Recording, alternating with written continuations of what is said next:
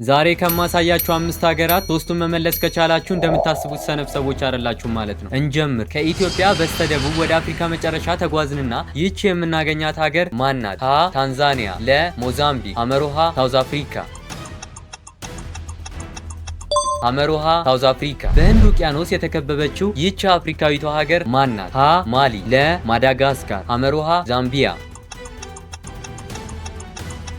ለማዳጋስካር። ከዚህ ወደ አውሮፓ ከመውጣታችን በፊት ይህች ሀገር ማናት? ሀ ሊቢያ፣ ለ አልጄሪያ፣ አመሮሃ ግብጽ።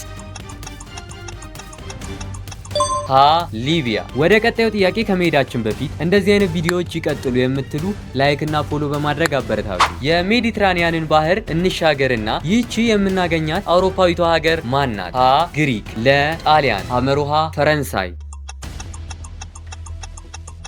ለጣሊያን። የመጨረሻውን ጥያቄ የሚመልሱት የምርጥ ጥቂት ሰዎች ናቸው። እዩት የዓለማችንን ሰፊውን ሀገር ምን እንደሚያህል። ይሄ ሀገር ማን ነው? ሀ ቻይና፣ ለ ራሽያ፣ አመሮሃ አሜሪካ። መልሳችሁን ኮመንት ላይ አስቀምጡልኝ። አመሰግናለሁ።